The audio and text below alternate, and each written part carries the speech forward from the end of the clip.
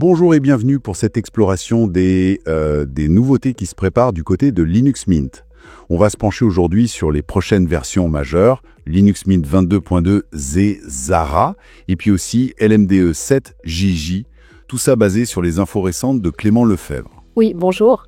Effectivement, des annonces intéressantes. L'objectif, c'est de décortiquer un peu ce qu'on sait déjà, voir les améliorations prévues et ce que ça implique pour nous, les utilisateurs. On sait déjà les dates, enfin la période, été 2025 pour Zara et la base technique Ubuntu 24.04 LTS pour Zara et puis Debian pour Gigi. Alors, allons-y. On retrouve bien la patte Linux Mint, une approche très méthodique, vraiment axée sur la stabilité, l'expérience utilisateur avant tout. Le choix d'Ubuntu 24.04 LTS pour Zara, c'est pas rien. Ça assure un support long, une fiabilité. C'est du solide. Avec le noyau 6.8 par défaut et même l'option du 6.11 plus tard. Une base solide. D'accord. Et dessus, il y a quand même des petites touches de neuf, non? J'ai cru comprendre qu'il y avait des ajustements sur le thème Mint Y. Une histoire de bleu. Exactement, c'est ça. Une refonte, mais subtile, du thème Mint Y. Ils ajoutent une pointe de bleu dans le gris. L'idée, d'après Lefebvre, c'est de donner un aspect un peu plus métallique, plus contemporain. Le gris seul peut être un peu neutre, fade. Ce bleu léger, ça apporte une touche plus froide, jugée plus moderne. Plus froid, donc plus moderne. Intéressant cette perception des couleurs. Oui, sans tomber dans un thème complètement bleu, c'est vraiment juste une nuance pour rafraîchir un peu. D'accord. C'est donc un peaufinage esthétique. Mais il y a aussi une évolution technique, plus de fond, qui touche aussi à l'apparence, c'est ça? Pour mieux intégrer certaines applications. Ah oui, absolument. Et ça, c'est peut-être le changement technique le plus visible pour l'utilisateur au final. C'est l'intégration du support des couleurs d'accentuation via ce qu'on appelle le portail XDG. Le portail XDG. Concrètement, ça veut dire quoi pour moi qui utilise Mint au quotidien? Fini les applications Flatpak qui jurent avec le reste du bureau, mais c'est tout à fait l'objectif.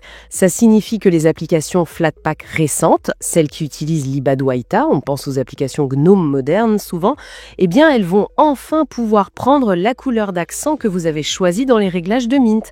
Peu importe l'environnement, Cinnamon, Matte, XFCE, ça devrait améliorer la cohérence visuelle. C'est un vrai plus, fini, ou en tout cas bien réduit ce décalage qu'on pouvait voir. Ah oui, ça c'est une super nouvelle, vraiment. Pour l'uniformité, c'est top. Voilà, Mint s'attaque à un problème récurrent sur Linux, cette uniformité visuelle entre les différents types d'applications.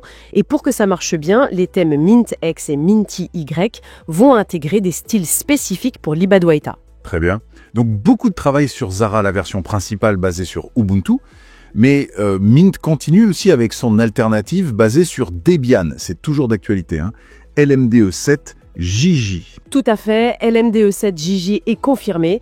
C'est la Linux Mint Debian Edition. Elle offre quasiment la même expérience utilisateur que la version standard, mais elle repose directement sur Debian. Stratégiquement, c'est important pour eux. Important comment? C'est une sorte de roue de secours, un plan B? Oui, on peut voir ça comme ça, mais c'est plus que ça. C'est surtout une garantie d'indépendance par rapport à Canonical, la société derrière Ubuntu.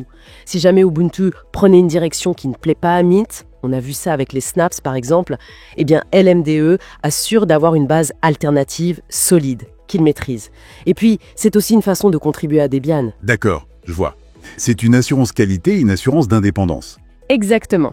L'idée reste d'offrir la même qualité d'expérience, juste sur une fondation technique différente. Bon, si on essaye de résumer un peu tout ça. Zara, Mint 22.2. Ça s'annonce comme une évolution maîtrisée, on peaufine l'existant, on améliore l'intégration visuelle des applis modernes, tout ça sur une base LTS fiable. Et Gigi, LMDE 7, qui confirme cette stratégie d'avoir une alternative Debian solide sous la main. C'est quoi le message général finalement ? Je crois que ça montre bien la philosophie de Mint, chercher cet équilibre entre nouveauté et fiabilité, toujours avec l'utilisateur au centre.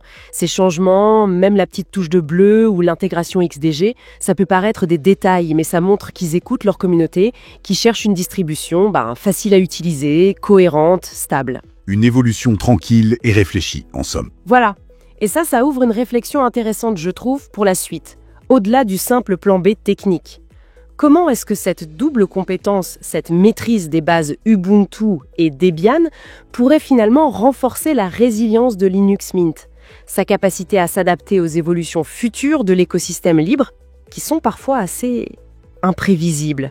C'est une question à garder en tête. Si vous avez aimé cette vidéo, abonnez-vous, mettez un pouce en l'air, et partagez cette vidéo, merci, cela fait toujours plaisir.